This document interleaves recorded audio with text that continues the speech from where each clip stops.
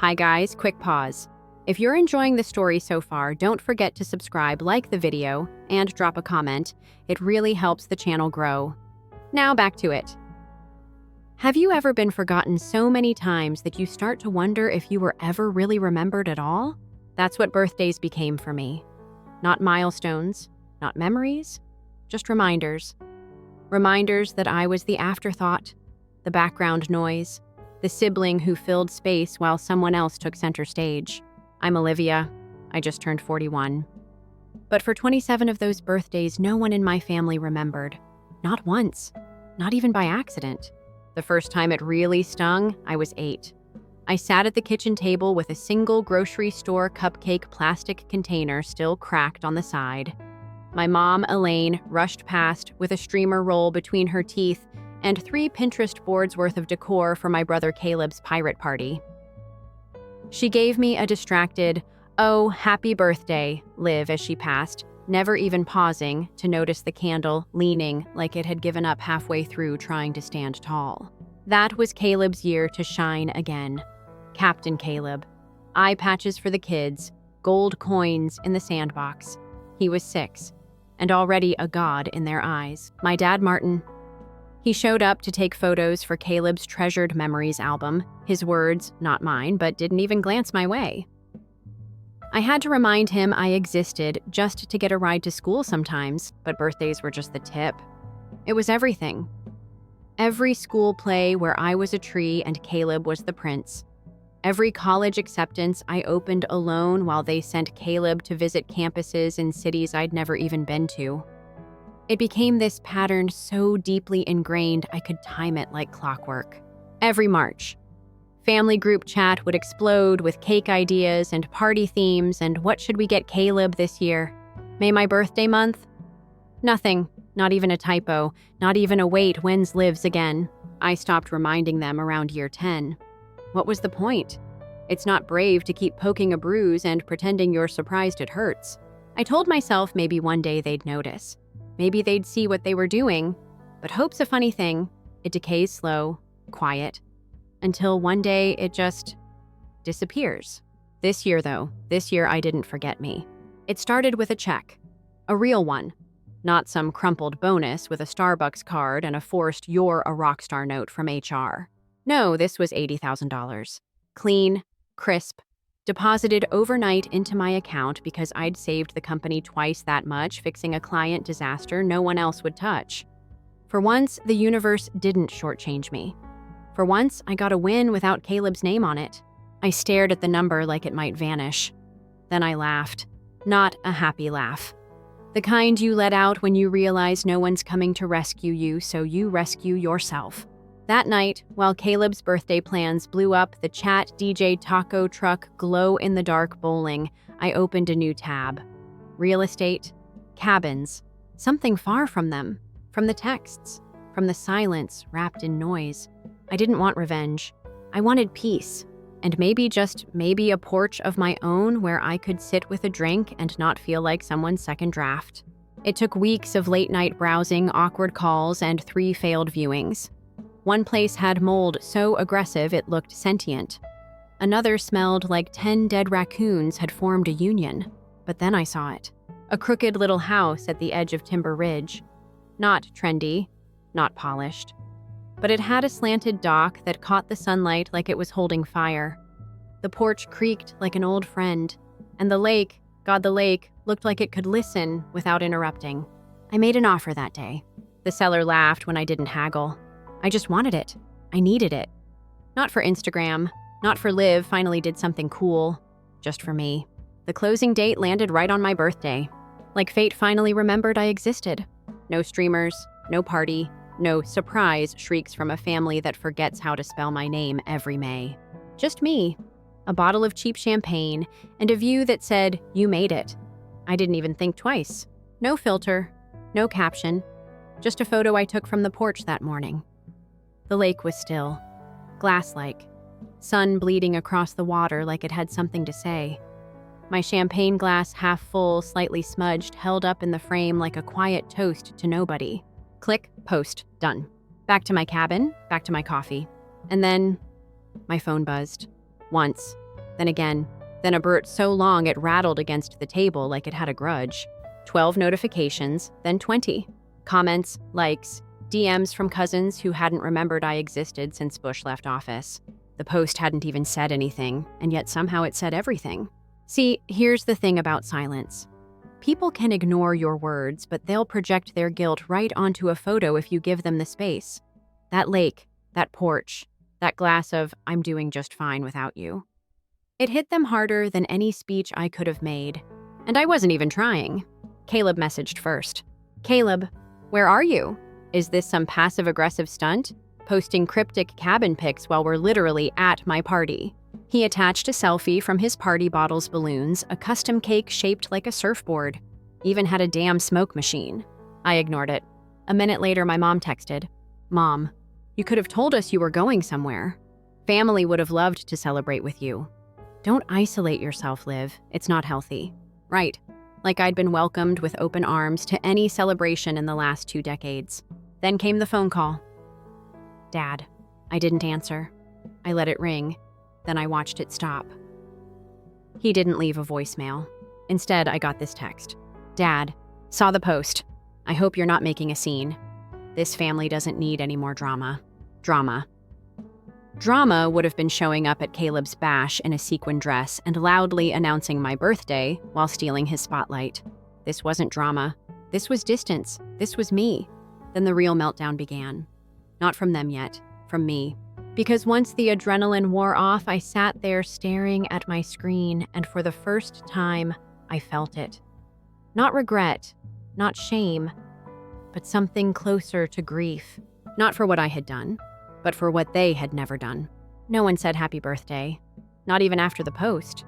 Not a single message. Not even a fake late, "Oops, almost forgot, love you." They weren't mad because I was missing. They were mad because I didn't ask for permission to exist outside their orbit. They were mad I took up space. I spent the rest of that night on the porch, wrapped in a hoodie that smelled like wood smoke and lemon detergent, watching stars prick holes in the sky like the universe was trying to bleed. Somewhere between the second glass of wine and the third round of "should I delete that post," I realized something. They only notice when I stop playing my role. Caleb's shadow, family cheerleader, the good sport. If I wasn't doing that, then who was I to them? A problem, a disturbance, a rebellion. The next morning, it escalated. "Mom, Liv, this is getting ridiculous. You bought a house and didn't tell us. Is this even safe? Do you know how much work that is? You've always been impulsive when you're emotional." Impulse. No, Mom. Working 60-hour weeks, hoarding PTO days like gold-skipping holidays to make deadlines, sleeping with a heating pad duct-taped to my spine that wasn't impulsive. That was survival. Buying this cabin. That was recovery. I didn't reply. An hour later, I got another. "Caleb, we're coming up. Next weekend, bringing the kids. You owe Mom an explanation. It's still family property. You don't get to act like it's your kingdom." I had to read that one 3 times. Family property. Excuse me? I bought this place with my money, my signature, my name on the deed. The only thing family about this cabin was the fact that they weren't welcome. They assumed they were entitled to it. Because I had never said no before. That was my sin. Not being forgotten, but finally refusing to be. I sent one text. Me. Gates locked. Don't come. Simple, clean, final. Then I blocked the group chat. It felt freeing, like taking a deep breath after years underwater. I spent the day doing nothing special. Watered the dusty little ferns outside the back door, rearranged mugs in the kitchen, lit a candle that smelled like cedar and commitment. Cooked myself the kind of breakfast you only make when no one's watching, eggs, a little too runny toast burned slightly at the edges, buttered like a crime scene. And I just sat. I didn't cry, didn't rage. Didn't wonder if I had done the right thing. I knew I had. By nightfall, the last remnants of their noise had gone silent. No more pings. No more pings disguised as concern. Just me and the trees and the occasional creak of the porch as it settled into its bones. For once, I wasn't the afterthought. I was the main character in my own damn life. They really came. I heard them before I saw them, 3 cars rumbling up the dirt road, tires crunching like bones under boots. a low hum that got louder with every bend they took, like some bad omen disguised in Honda engines and fake leather seats. I didn't panic, didn't even move from the porch swing. I just set my coffee down, pulled the blanket tighter around my shoulders, and watched the tree line split open as they emerged, headlights cutting through the morning haze like judgment. First was Mom's SUV, still had the Live, Laugh, Love decal peeling off the rear window like even the glue was sick of pretending. Then came Dad's truck, dusty, dented, loud like him. And finally, Caleb's rental. Of course he didn't drive his own car. He never drives his own anything. Always someone else's ride, someone else's reputation, someone else's spotlight. They pulled up just outside the gate. 3 vehicles lined up like they were staging an intervention. I didn't stand, didn't wave, didn't give them the satisfaction of a dramatic entrance. They got out one by one. Mom first, heels too high for gravel makeup, too much for the woods. She had her arms crossed before the door even closed behind her. Dad next, hands in his pockets like always, man of few words, fewer actions. He looked around like the lake offended him. Then Caleb. Sunglasses smirk like this was all a joke he'd already written the punchline for. They didn't say anything right away. They just stared. At the cabin, at me, at the locked chain link gate between us. Then Mom spoke. "Olivia, what is this?" Her voice was sharp, not confused, accusatory. Like I'd been caught doing something to them. I leaned forward just enough for her to see my face over the porch railing. "A boundary?" I said. "Something new. Figured it was overdue." Caleb laughed short and cruel. "Cute. So this is your midlife crisis?" I didn't blink. "Nah, that was last year. You missed it, like everything else." He stepped forward, grabbed the padlock on the gate, rattled it like I'd locked up his property. "You're acting insane," he snapped. "You ghost the family post cryptic crap online, then vanish into the woods like some off-grid freak." "Careful," I said, sipping my coffee. "You're one cliché away from calling me a crazy cat lady and storming off." Liv Dad cut in low and firm. "This is getting out of hand." I looked at him. Really looked. For a second, I tried to remember the last time he'd looked at me like I was a person, and not just someone orbiting Caleb's greatness. "You mean me setting a boundary?" I asked. "Or me finally not showing up to play supporting cast at your Golden Boy's birthday bash?" Mom's voice was tight. "You're blowing things out of proportion." There it was, the family anthem. "You're too sensitive. You misunderstood. It's not that deep." "Sure," I said, like how no one remembered my birthday. Again, but that's probably just my hormones talking, right? Silence. I stood then, walked slowly down the porch steps, but stopped just short of the gate. I wanted them to see me, really see me. "I didn't invite you here," I said quietly. "You weren't welcome." Caleb scoffed. "We're family. We don't need an invite." I smiled, but it didn't reach my eyes. "That's funny," I said, "because apparently I've needed one my whole damn life." Mom tried the sympathy card next. Big sigh, head tilt, the practiced voice she used on strangers to seem relatable. "We didn't know you felt this way," she said. "If you'd just talk to us." "I did," I snapped. "You just never listened. You were too busy planning Caleb's next party to notice when I stopped showing up to my own life." Dad frowned. "So what, this place is your revenge?" "No," I said. "This place is my peace. You just keep trying to drag the war here." They shifted then, the way people do when they realize they've lost the upper hand. Mom stepped forward, her voice suddenly warmer. "You know we could all use this place, Liv. It's beautiful. The kids would love it." There it was, the pivot. From anger to entitlement. "This isn't a family lake house," I said, voice flat. "It's mine. Paid for with my money, my time, my exhaustion. You don't get to show up now and claim it." Caleb rolled his eyes. "God, you're being so selfish." "No," I corrected. "I'm being self-first. It's different. You should try it sometime." They stood there, 3 silhouettes on the wrong side of the fence, still not understanding they didn't belong here anymore. Not just physically, emotionally. I didn't owe them this place. I didn't owe them this version of me, the one that kept shrinking so they could feel big. They finally left, after more pleading, more guilt-tripping, more insults wrapped in fake concern. And I watched from the porch as their cars disappeared back down the gravel road, swallowed by dust and pine trees and silence. I didn't cry after they left. I didn't second guess. I just poured another cup of coffee and sat on the swing as the wind rolled over the lake like a sigh of relief. They had finally seen me. Maybe not how I wanted them to, but I was no longer invisible. I was undeniable. I should have known the silence wouldn't last. It never does with them. Not even 24 hours after their cars rolled back down the dirt road and vanished like ghosts, the messages started.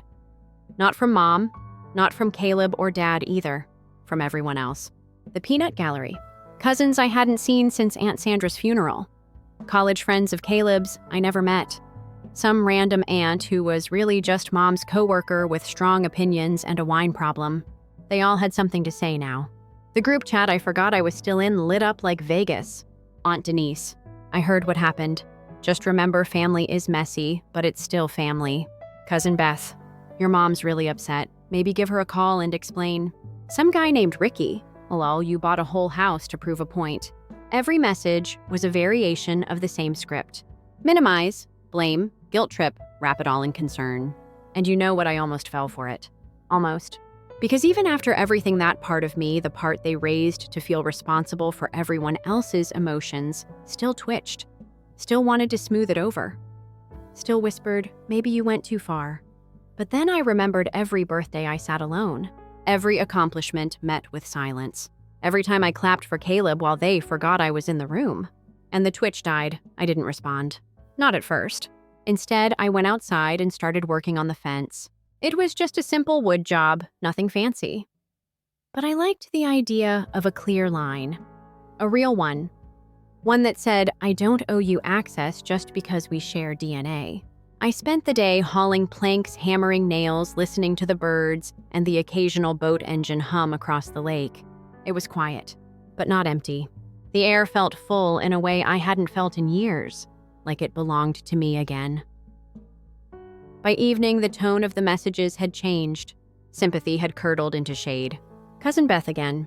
We're just trying to include you. But if you want to be the outcast, fine. Ricky again. Not everyone gets a cabin to sulk in. Must be nice. Some Facebook post I wasn't tagged in but was clearly about me. Sad when people let bitterness ruin what little family they have left. Yeah, real subtle, Brenda. I didn't reply to any of them, but I did post another picture. Just one? The new fence. Still unfinished sun setting behind it, casting long golden shadows across the grass. Caption, just 4 words. Boundaries look good here. Let them chew on that. 2 days later, the phone call came. It wasn't Mom. It wasn't Caleb. It was Aunt Carla. She's the only one who ever tried to be a little Switzerland during family fights, mostly because she hated confrontation and loved baking. But even her tone was tight this time. Liv, she started sighing like I had personally made her rearrange her spice rack. They're saying you've shut the whole family out. I haven't, I said calmly. I just shut the gate. She was quiet for a beat. Then, can I ask you something, honestly? Sure. Why now? That stopped me. Why now? Why this year, after decades of swallowing it all, did I finally snap? I looked out at the lake while I thought about it, about how much had been buried inside me, about all the second chances I'd handed out like flyers, no one read. And then I said, because I got tired of showing up for people who forget I'm even there. She didn't argue, didn't defend them. She just sighed again. Well, I guess they're gonna have to get used to it. And that was that. A tiny crack of light in a wall I didn't realize I needed broken. The next morning, Caleb posted a picture. Him on a boat, shirtless, beer in hand, big dumb grin plastered across his face like someone told him the camera was money. The caption, some of us still know how to enjoy life. Classy. The comments were full of the usual suspects. You deserve all the best. Caleb, don't let anyone dim your light. Tell Liv we miss her. Tell Liv? Tell her what? That you never noticed when she wasn't there until she was really gone. That she was only valuable when she was convenient. No thanks. I went for a walk after that.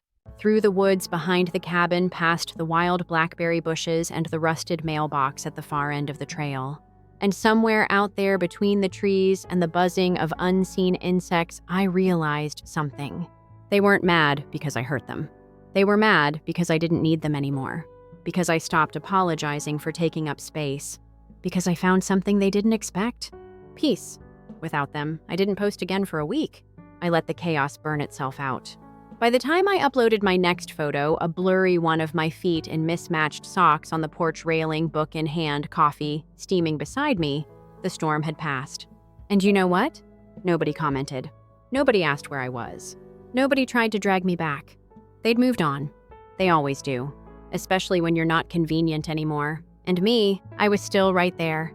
Feet up, phone on silent, reading a book I liked, breathing air that felt like freedom. I almost threw it out. The envelope looked like junk mail, one of those fake handwritten fonts they use to make you think it's personal until you open it and it's a credit card offer or a limited time opportunity to donate to some cause you've never heard of. But this one was real. The ink bled just slightly, like someone had actually held a pen.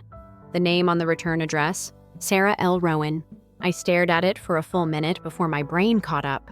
Aunt Sarah, Mom's older sister. The one who moved away when I was still in middle school. The one they never talked about except in clipped tones and you don't need to know mutters. The family black sheep before I ever realized I'd be inheriting that crown. I hadn't seen her in over 20 years. I sat down on the porch swing, the unopened letter in my hands, fingers hovering like the paper might bite. And then I opened it. Dear Olivia, I hope you don't mind me writing to you like this. I saw your photo online, the one with the lake and the champagne. I knew that dock. I've stood on it before. You bought the old Montgomery place, didn't you? I used to sneak out here when I was younger, before I left. I won't pretend we know each other well. We don't. But I know your mother, and I know how hard it is to be the daughter she doesn't see. You're not crazy, or dramatic, or selfish. You're just finally free. And I wanted to say, I see you. I stopped there. Had to. Something in my chest cracked soft and quiet, like frost breaking under a boot. I blinked against the blur in my vision and kept reading. When I left, they said I was bitter, ungrateful, that I abandoned them. But the truth is, I got tired of playing a role in someone else's show. I see that in you, too. It's brave what you're doing. Choosing solitude over empty company. Choosing truth over tradition. Choosing yourself. I just wanted you to know you're not alone. If you ever want company that doesn't expect you to shrink, I'm just a short drive away. Warmly, Sarah. I sat there with the letter for a long time, not thinking, just feeling. It wasn't a grand gesture. There was no money tucked inside, no hidden key to a secret family legacy, just acknowledgement from someone who'd lived this story before me, someone who understood. It hit different than the texts. The group chat, the performative comments. It wasn't performative, it was real. And it made me realize something I hadn't yet admitted out loud. I wasn't just grieving the people I shut out. I was grieving the version of me who kept letting them in. I wrote back. I found some old stationery buried in a drawer in the cabin, yellowed floral, probably left behind by the last owner, and I wrote like I hadn't written to someone in years, because I hadn't. I told her thank you for seeing me. For saying the words nobody else ever had. I told her about the cabin, about the fence, about Caleb and the messages, and how silence can echo louder than shouting. I told her I didn't want revenge. I just wanted to finally breathe without guilt. And then I asked if she liked blueberry muffins because I was thinking of baking some and I didn't want to eat a dozen alone. I mailed the letter the next day, and I didn't check the mailbox obsessively afterward, because for once I wasn't desperate for a reply. Just grateful someone had heard me. That weekend, I didn't post a single photo. No moody lake shots, no porch swing selfies, no passive-aggressive captions about boundaries or freedom. I just lived. I baked the muffins, burned half the batch, laughed about it, sat in the sun and read a book I'd never finished in the city, walked barefoot on the dock until the wood felt like memory. I didn't talk to Mom, didn't unblock Caleb, didn't scroll to see if Dad had posted another vague quote about family values. It was the quietest weekend I'd had in years, and the most full. The next letter arrived a week later, this time in an envelope sealed with a wax stamp. Inside was a recipe card for apple bread. In the corner, scribbled in Sarah's looping cursive, "Muffins are for beginners. Let's level up." Underneath another line, "Coming up next Friday. Hope you don't mind surprise guests who bring wine and no judgment." I laughed. Out loud. Not the bitter kind. Not the sharp, self-protecting laugh I'd perfected over the years. A real one. I thought about that. about how something as small as a handwritten letter could feel like a life raft in an ocean you didn't know you were still drowning in. I called her that night. We talked for 3 hours. She told me stories about my mom I'd never heard, some funny, some sad, all laced with that same ache I recognized too well. She said something that stuck with me. There's a freedom that comes with being the villain in someone else's story. Once you stop defending yourself, you get to write a new one. I didn't sleep much that night, but not because I was anxious. Because for the first time, I was imagining a story where I wasn't the ghost at the party or the filler scene in someone else's movie. A story where I got to choose the ending, and maybe, just maybe, who got to be in the next chapter. I didn't clean much, just swept the pine needles off the porch, wiped down the kitchen counter, and tossed a blanket over the tear in the couch. This wasn't a performance. This wasn't about impressing anyone. Sarah was coming, and she already knew me. I heard her car before I saw its slow tires on gravel, the kind that sounded careful, not dramatic. The opposite of last time. She stepped out holding 2 paper bags and wearing sneakers so worn the soles were practically smiling. "You bake the muffins?" she asked with a grin. "I upgraded to bread," I replied. She handed me the wine like it was currency, and we hugged, not stiff or awkward, just simple, real. The cabin felt warmer with someone in it. Not crowded, not chaotic, just full. She put a jazz record on from a stack I hadn't touched. I lit a candle that smelled like cinnamon and hope. We opened the wine and sat on the porch watching the lake catch fire in the setting sun. "I almost didn't write you," she said after the second glass. "Thought you'd think I was meddling. I almost didn't open it," I said back. "Thought it was a bill." We laughed, and then we didn't. She reached into her bag and pulled out a small beat-up photo album. It looked like it had been dragged through 4 decades and 2 divorces. "I wanted to show you something." She flipped it open to a picture of my mom. Teenage, smiling, braided hair, standing next to a much younger Sarah at the very same lake. "That was the last summer before things broke," she said softly. "Before what?" "Before I became the villain." She told me everything. How she left, why she left, the silent war that followed, the gossip, the reshaping of the story, how the family needed a scapegoat and she fit too easily. They hated that I said no, she said. That I stopped attending, stopped apologizing, stopped playing their game. I nodded. "I know the script," I said. She looked at me and smiled. "I figured you would." We stayed up late, talked about everything, but also nothing. She told me about her little rental house 3 towns over, about the community garden she helps run, about a neighbor who plays trumpet badly but enthusiastically every Sunday morning. And I realized she had a life.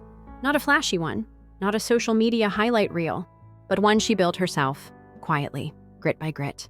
That stuck with me, because so often I thought choosing myself meant choosing loneliness. I didn't know it could mean this, instead choosing peace. Later, after midnight, we sat in silence for a while. The good kind. Then she asked, "What now?" I didn't answer right away. I thought about it. "What now?" Now I keep going. Now I finish the fence. Now I plant tomatoes even if I kill them.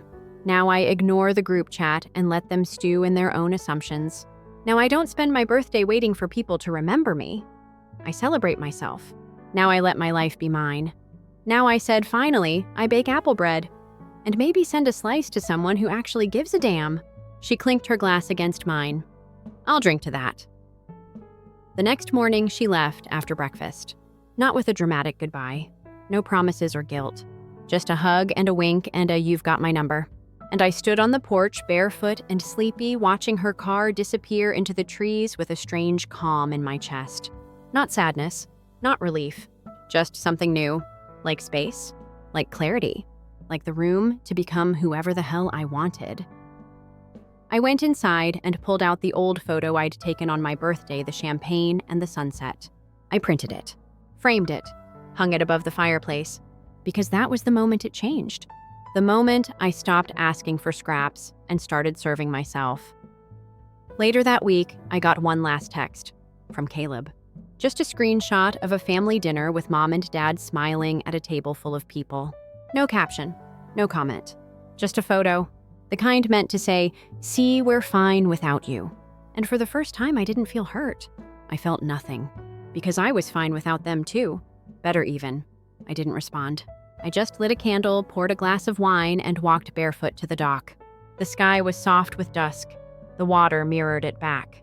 And as I sat there, toes skimming the surface, I realized something. They weren't the story anymore. I was. Not the forgotten one. Not the sidekick. Not the afterthought. Just a woman on a dock. Free. Story 2. Hello, everyone. I apologize for disturbing your viewing, but kindly like this video and subscribe to the channel. Thank you. From the delicate fairy lights that were tastefully strung across the lawn to the exquisitely placed bouquets of white lilies that adorned each table, I have spent weeks painstakingly organizing my engagement party with Chris. I was meant to have tonight, the night when I would finally be the center of attention. Olivia's brilliant personality cast a shadow over Rebecca Harris, the timid sister who was often ignored. As we stood in front of our guests, champagne flutes raised in the air, getting ready to make our announcement, Chris gave me a comforting grip on my hand, and his soft smile steadied me. A recognizable clinking sound. Olivia's knife tapping persistently against her crystal glass filled the air as Chris opened his lips to speak. As soon as my sister, who was naturally beautiful in her bright red dress, got up from her chair, a familiar uneasiness began to creep into my chest. She had a naughty twinkle in her eyes. I was all too familiar. My accomplishments since infancy have been eclipsed by the same light-hearted disobedience. Olivia said, "I'm sorry to interrupt your little moment," taking a theatrical pause to ensure she had everyone's full attention. However, I have some really exciting news about Jason. I have a baby. Around us, gasps were heard, quickly followed by shouts, clapping, and happy laughing from friends and family who had turned their focus from my well-planned celebration to Olivia's unannounced news. The corners of her mouth curled upward into that recognizable grin as she turned to face me. "Sorry," she replied, her voice brimming with false regret. "I guess I took center stage once more."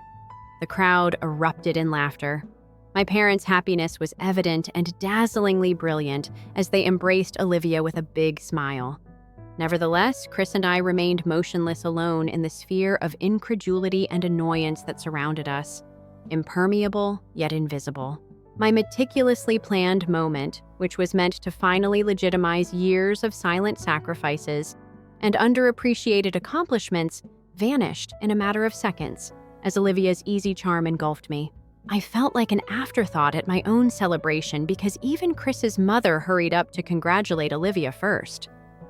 As the laughing erupted all around me, memories suddenly flooded my head, bringing back every instance from the past. This was exactly what Olivia had done. Olivia's entrance to her esteemed institution eclipsed my high school graduation, and the enthusiasm around her unexpected engagement announcement overshadowed my forte. My first art display. Even when I got my ideal job, Olivia's new house soon became the topic of talk at dinner. She subtly dominated my life, and this engagement party was just one more link in a lengthy chain. Chris tightened his grip on my hand once more, bringing me back to the here and now. His subdued rage reflected mine, his serene exterior barely masking the annoyance that burned behind his kind front. He leaned near, his breath warm on my cheek, whispering, "Give her this moment. We'll have ours soon enough." I felt the old animosity twisting uncomfortably within of me as I gazed at Olivia, beguiling everyone around her with ease and surrounded by admirers. Why did she have to take what should have been mine every time? What about my accomplishments and my joy that she just couldn't let show without her having to overshadow me? However, as my rage increased, a subtle yet potent notion kept creeping into my mind. It was subdued, graceful, but unquestionably powerful, the type of retaliation that would damage Olivia's dignity while seeming totally harmless to onlookers. With my voice calm, despite the excitement pumping through my veins, I edged closer to Chris. My lips curled into a smile as I muttered, "Let's send out the save the dates tomorrow." For once, the smile matched Olivia's self-assured smirk. "Let's alter them, though. Let's make sure Olivia knows what it's like to be overshadowed at last, as if he had been waiting for this flame to burn inside of me for years. Chris's eyebrows raised slightly before his face lit up with a knowing grin. He reassured me that he stood firmly by my side, prepared to contribute to our relationship, and he murmured back, "I love you," with pride and something more in his voice. Unaware of the silent resolve that was growing between Chris and myself, the guests continued to speak and celebrate Olivia's announcement as the party went on. Olivia gave us a fleeting glance, her eyes glimmering with pride, confident that she had once again won. However, I made a resolute pledge to myself that this time would be different. Olivia would feel overshadowed, outwitted, and forgotten this time. I would finally be in the spotlight this time. The next morning, as I sat drinking my tepid coffee and planning our next course of action with Chris, the calm of our kitchen stood in stark contrast to the tumultuous emotional hangover still reverberating within my mind. Sunlight softly splashed upon the pale wooden table, covered with half-written vengeance scenarios and drafts of save-the-date cards scrawled in my sloppy handwriting as it passed through the sheer white drapes. Some of these suggestions, such as planning the wedding around Olivia's birthday or intentionally misspelling her name on the invitation, were ridiculously trivial. Small gestures that made me laugh for a while but felt empty and disappointing in the end. After reading one of my more juvenile ideas that I had written at 3 a.m, Chris smiled gently, shook his head in loving amazement, crumpled it up, and skillfully tossed it into the overflowing trash can. After hours of iterations, we eventually created something nuanced but thought-provoking and unclear. Remember the date. Intended to purposefully regain the attention Olivia had so easily taken away from me, not merely to reclaim our moment. We carefully considered which day would set off the ideal emotional storm. Olivia's due date was just 1 week away, and we knew that her insatiable bordering on pathological curiosity would compel her to learn about our plans. As a result, she couldn't help but take a glance at our announcement before anybody else did. I had a wave of exhilaration and nervousness after sending the cards to the printer, and I briefly doubted myself before Chris gave me a comforting shoulder squeeze. He gently smiled while brushing a stray hair behind my ear and said, "Relax, in my ear. She's tired of being treated this way. It is now your chance to speak last." 2 days later, the peaceful rhythm of our breakfast was interrupted by the harsh, furious ringing of my phone. Olivia's name appeared in bold, angry characters on the screen. I paused for a moment, taking courage from Chris's unwavering stare, and then I picked up the phone and carefully pressed it to my ear, preparing for the impending storm. "Are you crazy?" Olivia's voice erupted instantly, every syllable pierced with hatred as her words were entangled in incredulity and indignation. "Did you really choose that day specifically? You were aware that my due date is just 1 week away," even though her rage was strangely pleasurable, and a sign that my well-crafted message had struck the right spot. I still pretended to be politely perplexed and spoke cautiously. "Harmless. What date do you mean by your due date exactly?" "It was precisely 9 months after your announcement, if I recall correctly." "Correct. There should be enough time to prevent any disputes." Olivia saw my ridiculous arithmetic error during the brief quiet on the line.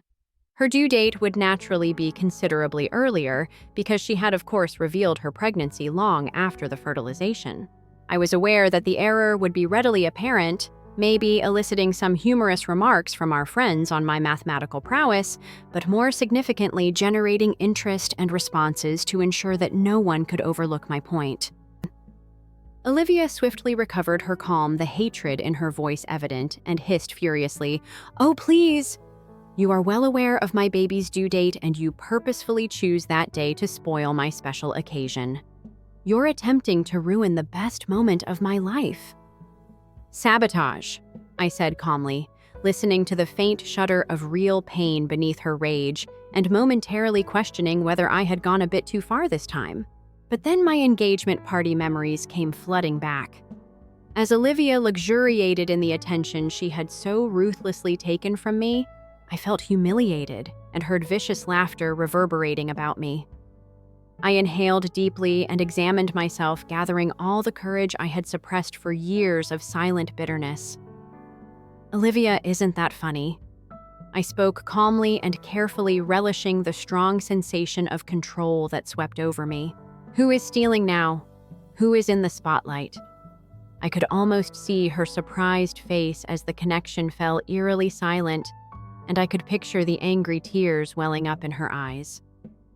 Chris watched me closely from across the table, his eyes steady, but questioning silently, asking if I was truly comfortable with how far this had gone.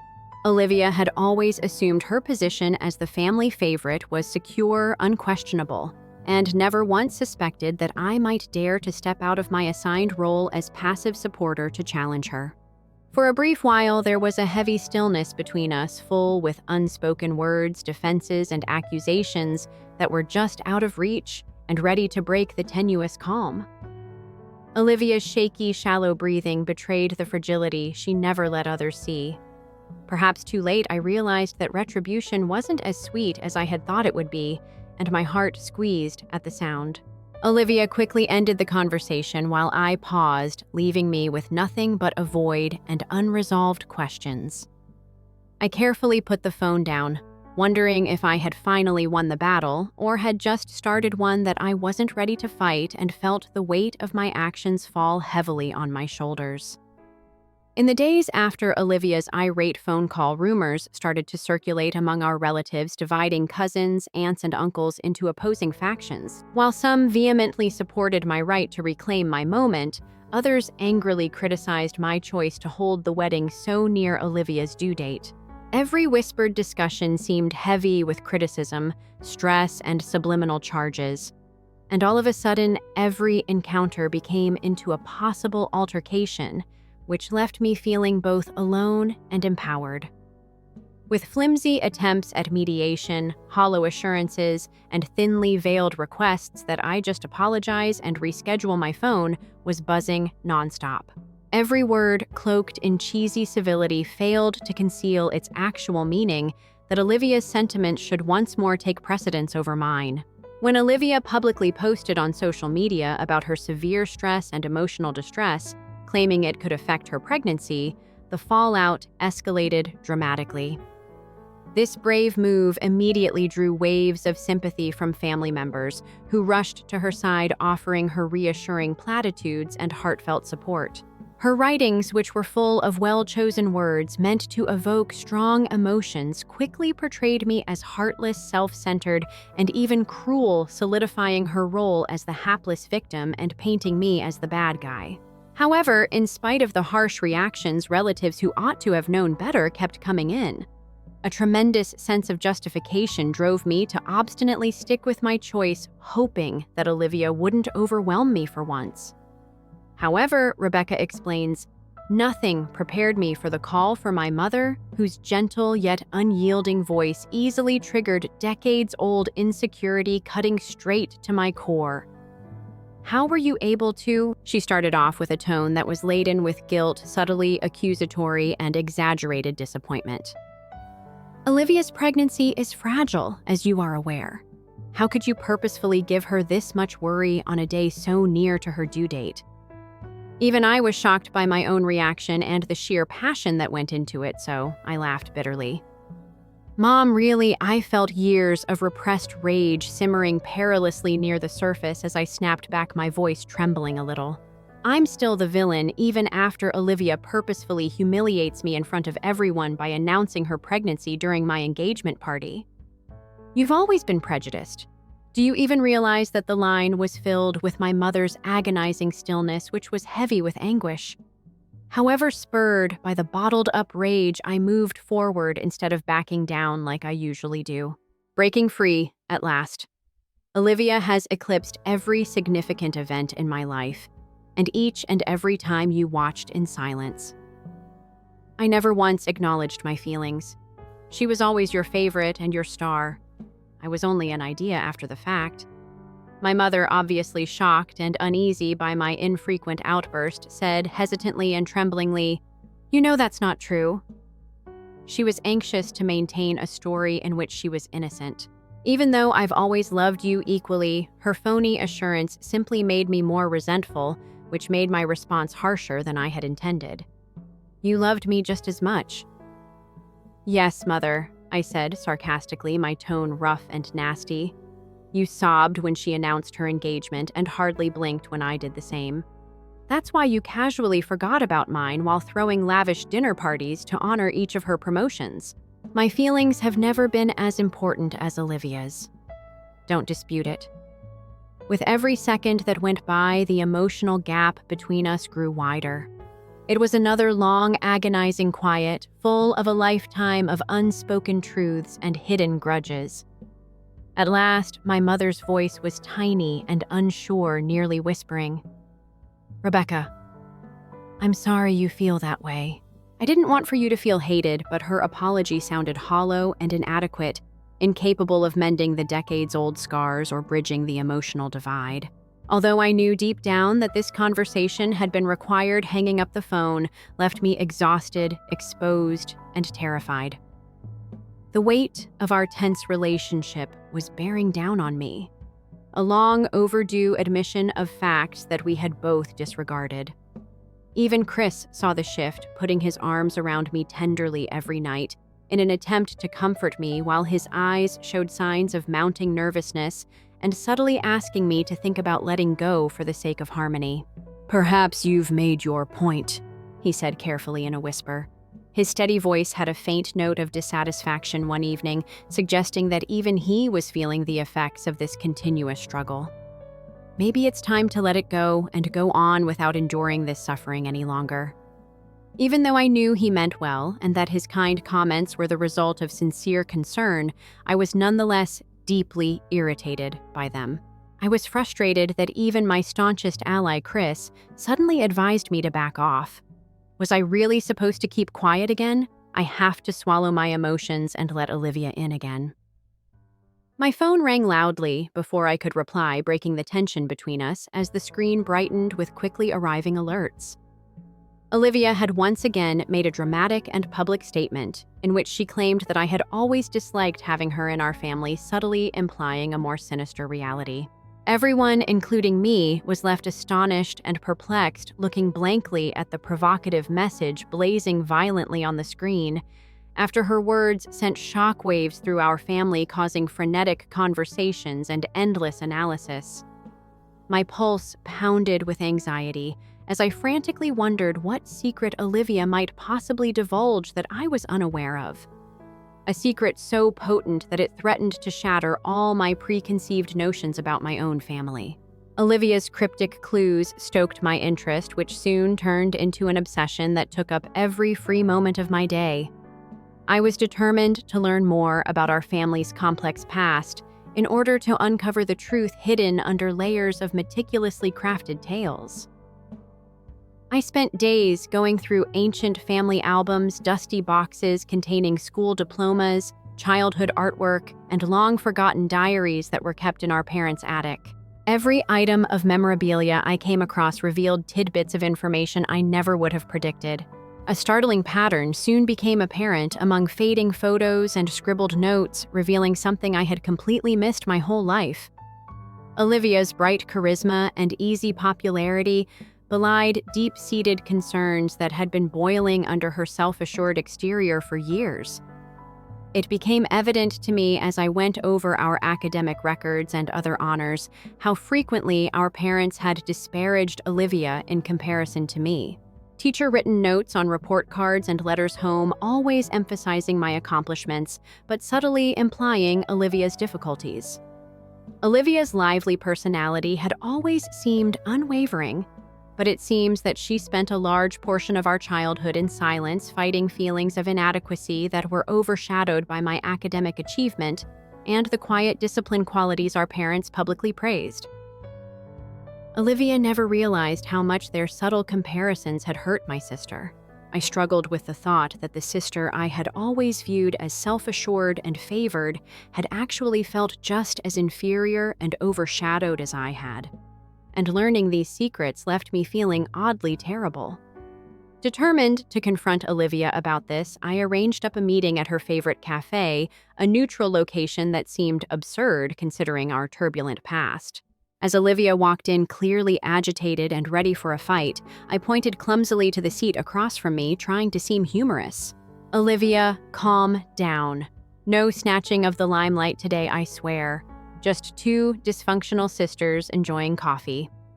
I tried to be funny, but Olivia rolled her eyes and laughed harshly, weakening my attempt. "Excellent. Sincerely, M2 is preparing for drama today."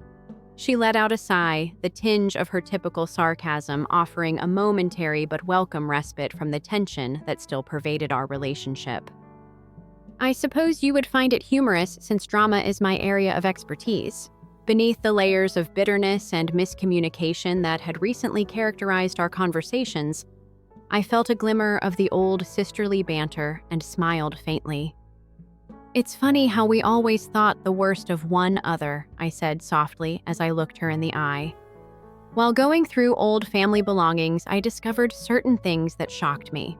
Olivia's eyebrows furrowed as I began to carefully lay out the painful facts that ID had revealed, outlining the subtle but ongoing comparisons our parents had unintentionally made that shaped our ideas of ourselves and each other.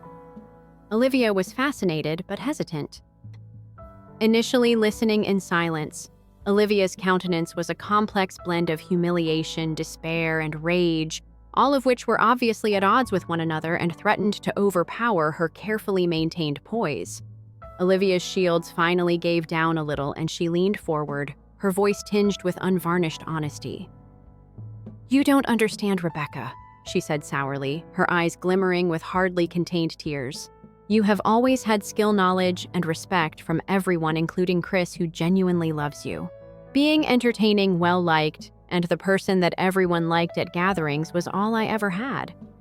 However, I knew in my heart that I would never be able to compare to you in any significant manner." I was shocked by the intensity of real suffering underlying her statements, which made me reevaluate my preconceptions about her ostensibly easy existence. "Olivia," I let out a little sigh, fighting to maintain my composure as guilt instead of victory suddenly overcame me. Olivia interjected, shaking her head fiercely and her voice vibrating with unfiltered anger. "All this time I thought you purposefully overshadowed me because you enjoyed seeing me struggle," she said. "No, it wasn't about you that I announced my pregnancy at your celebration. It was my frantic, self-centered endeavor to be unique and to have a success of my own that no one could disparage in comparison to yours." "Horrible, huh?" I responded with ironic humor to cover up my inner weakness, and I chuckled bitterly as the ridiculousness of our lifetime miscommunication suddenly became apparent. We are both aware that insecurities are our family's expertise. Perhaps we need to give our parents credit for making treatment a permanent requirement. Olivia gave a sincere, if little, grin as she sighed deeply and reclined in her chair, obviously worn out by the weight of our discoveries. Rebecca said in a low voice, "I don't know if we can ever fully move past this, Rebecca," in a somber and thoughtful tone. "There have been too many years of animosity between us." The reality in her statement made my heart sink, and I instantly realized how pointless my retaliation had been. The joy I had expected was replaced with a sobering realization of the emotional price we had both paid. I gave her a hesitant nod, comprehending her hesitancy, and wondering if the harm we had caused could be repaired or buried. Beneath our resentment was the tenuous prospect of recovery. Olivia's face changed suddenly before I could reply. Darkening a little, her eyes narrowing suddenly with passion, her voice falling conspiratorially. "Rebecca," she said warily, her tone tinged with apprehension, "you ought to be aware of something else as well. Mom always knew this. Something about you." She skipped uneasily and never shared my emotions. Olivia's cryptic statements caused me to become immediately uneasy and anxious for answers, making me doubt everything I had ever thought about my family and myself. I felt a sharp rise in confusion and fear. Sleep remained impossible in the days after Olivia's disturbing disclosure, as an unrelenting dread twisted my stomach into painful knots and pushed me in the direction of the awkward conversation I knew I could no longer avoid. As I approached the familiar porch in the evening, I picked a time when I knew my mother would be by herself, sipping tea quietly in the soft glow of her favorite reading lamp. Anxiety tightened around me like a heavy cloak, making each step up the stairs harder than the last, weighted by years of unspooling resentments and newly discovered uncertainties. My mother answered the door slowly, obviously aware of the seriousness of my unexpected visit. Her eyes were cautious and apprehensive, but they couldn't hide the intense maternal tenderness beneath her tense face. She motioned me inside, and the door closed softly behind us, the click resonating through the house with a finality that unnerved us both and meant that whatever secrets lay between us were about to permanently change our family. My pulse was racing as I sat across from her, and my bravery wavered for a second before regaining it and asking the question that had been bothering me for days. My voice cracked a little beneath the intensity. "Olivia implied that you've kept something significant about me a secret all of my life, Mom. Tell me what's happening, please." My mother was obviously struggling with a lifetime of grief and shame as her eyes immediately filled with tears, her shoulders quivering slightly as she gripped her teacup hard, her knuckles becoming white from the emotional strain. At last, she drew a trembling breath, her voice weak and frail as she spoke, quietly picking words carefully, as if they were all too heavy. "Rebecca, you had a twin sister at birth, a lovely and ideal little girl we called Elizabeth. She died soon after leaving a hole in our hearts from which we never fully healed. It was impossible for me to properly register her words, let alone comprehend the implications that lay behind them, as my breath caught in my throat, and my astonished disbelief mixed uncomfortably with the anguish and uncertainty that instantly overcame me. My mother persisted shakily, making a valiant effort to keep everything under control. But it was obvious that she was battling with the reality that she had concealed for decades under layers of tactful quiet. We were almost ruined by the loss. Rebecca's absence tormented your father and me, and we thought we would never be able to get over our grief. Olivia restored hope and pleasure to our family when she entered our lives through adoption. However, the thought of her ever feeling alienated was too much for us to handle. We told ourselves it was best for you both, so we kept the truth from you." The room swung slightly about me as the realization of this fact sent a shockwave through my heart, leaving me feeling lightheaded and confused. I was overcome with grief for a sister I had never knew existed, and sympathy for the mother whose unseen suffering influenced so many of our decisions. But before I could say anything, we were both shocked by a sudden cry from behind. We turned swiftly to see Olivia standing motionless in the corridor, her face white, her emotions contorted with a mix of anguish, amazement, and beginning understanding. Olivia had been whispering hoarsely the entire time, her voice laden with sadness and terrible disbelief, tears already silently running down her cheeks. My fears weren't unique to me. You also didn't tell me about this. You gave me the impression that Rebecca detested me because I was just insufficient, but in fact I was always attempting to fill the impossibly large gap left by Elizabeth. In a desperate attempt to win Olivia's forgiveness, my mother wept gently and reached out to her. However, Olivia flinched back, shaking her head angrily, overcome by a lifetime of abruptly redefining ties and emotions. Instead, she turned to face me, her eyes beseeching me to understand, silently pleading with me to affirm that she was still my sister. Our parents' well-meaning deceit had unintentionally created emotional isolation, tears obstructing my eyes. I approached Olivia and gently grasped her shaking hand.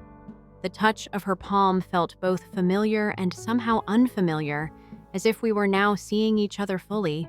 "Olivia," I said, my voice full of sincere passion. "You've been my sister forever. I apologize. We both misunderstood one another for a very long time." She squeezed my hand tightly and nodded softly. The shaky prospect of reconciliation hasn't yet been authentically infused into our hesitant embrace. Even yet, we both understood that it would take time and attention for our shared wounds to completely heal. Our mother, who was obviously divided between relief and guilt as she watched us, sobbed quietly, thankful that her daughters may find peace, but yet heartbroken by the harm caused by decades of silence. In the weeks that followed, Chris and I carefully rethought our wedding preparations, deciding to recognize our true love and celebrate our own personalities rather than being driven by competitiveness or retaliation. Each of us fought to get our save the date back. Spotlight theft, which had been used as a weapon against Olivia, now represented my freedom from familial concerns and my bold entry into a future characterized by individual authenticity rather than continual comparison. At the last fitting for my wedding gown, I stood silently next to Olivia, our reflections blending together in the mirror. I was surprisingly at ease after realizing how intricately self-worth and family competition interact to shape each of us in both obvious and subtle ways. Our tentative, wary but hopeful hug was a realization that in spite of our disagreements, miscommunications, and emotional wounds, our sisterly tie was sincere and strong, able to withstand even the most trying circumstances. When I honestly thought back on this path, I realized that reconciliation was neither straightforward nor comprehensive. It took constant work and vulnerability, tolerance for flaws, and the guts to face unpleasant realities head-on in order to be really forgiven. However, I knew that we had made the first important steps toward healing when we stood together as sisters, bound by secrets, wounds, and at last, true understanding. We had moved past our shared past and into an uncertain but hopeful future, which caused everyone, including myself, to think carefully about their own lives and unresolved relationships.